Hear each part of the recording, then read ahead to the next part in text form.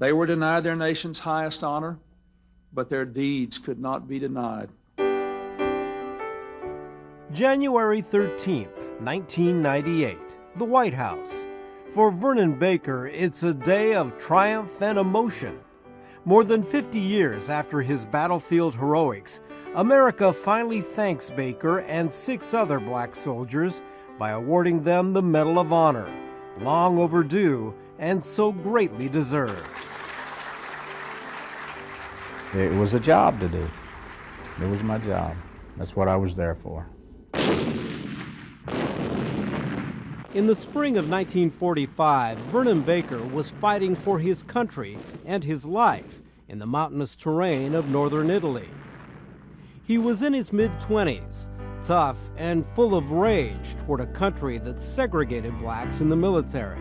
Well, my attitude was that I was an angry young black man because I didn't like the way that we were being treated.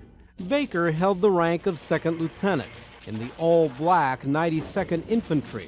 White Southerners were put in charge of the 92nd. It was the attitude of the U.S. Army that these were the men who were best suited to handle blacks. They did not regard their soldiers very well, did not give them the faith and trust they deserved. Reporter Ken Olson wrote a series of stories about the heroics of Vernon Baker, detailing the discrimination Baker and other black soldiers faced during the war. They said many horrible things. They said the black soldier was afraid to fight at night, terrified to fight at night.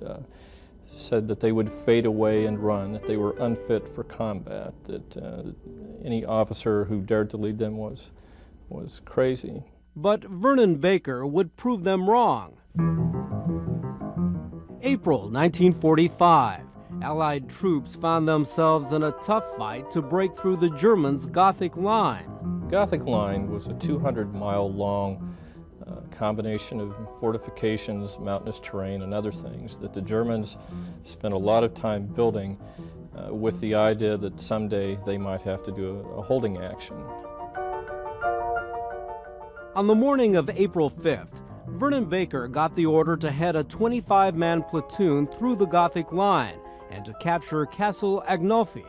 Castle Agnolfi was important also as part of a chain of observation posts that allowed the Germans to sit up in the mountains with their very precise artillery and time after time basically annihilate the American troops.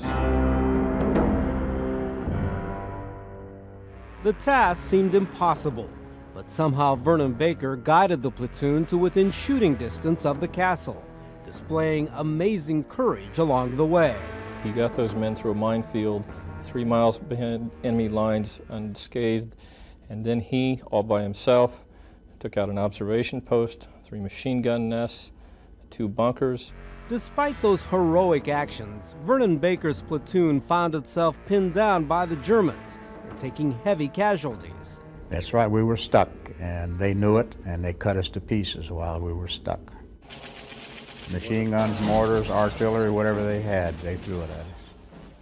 At this point, the platoon's white commander told a distrustful Baker that he was going to head back for reinforcements. Did you think he would come back? Well, the only thing I could do was wait and see if he was telling us the truth. He didn't come back, did he? No, he didn't come back, and neither did any reinforcements. 18 of the 25-man platoon were killed, but Vernon Baker didn't give up. He led what was left of his platoon back to safety. The next day, he was ordered to lead a white platoon back to the castle. He got them there without firing a shot, setting up the capture of Castle Agnolfi. So clearly Vernon Baker and his platoon made it possible for the all-white troops that came behind them to achieve the success that they did without any harm. After the war, 433 soldiers, all white, were given the Medal of Honor. Vernon Baker was reportedly nominated for the award, but the paperwork mysteriously disappeared. Instead, he received the Distinguished Service Cross, the second highest honor for battlefield valor. In spite of the discrimination, Baker stayed in the Army for 28 years. He felt it was the best place for a black man of his generation to have a career. The only skills I had, I could read and write, and I could operate a typewriter, and I could add two and two, but I couldn't get a job because I was black. Come on, Lucky. So Vernon Baker couldn't help feeling distrustful. He didn't think America would ever give black heroes the credit they deserved. But when it finally happened, he found a new sense of hope. I hope this helps a lot of young people to see that if you persevere and hang in there, no matter what the odds are against you, you can beat them. He's not a role model with a multi-million-dollar football contract. He is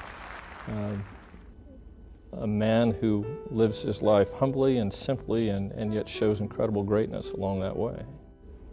You got to know that the nation appreciates you. Thank you. No, thank you. Vernon Baker is now 87 years old. He continues to receive honors. Among his most cherished, a street being named after him in his hometown of Cheyenne, Wyoming.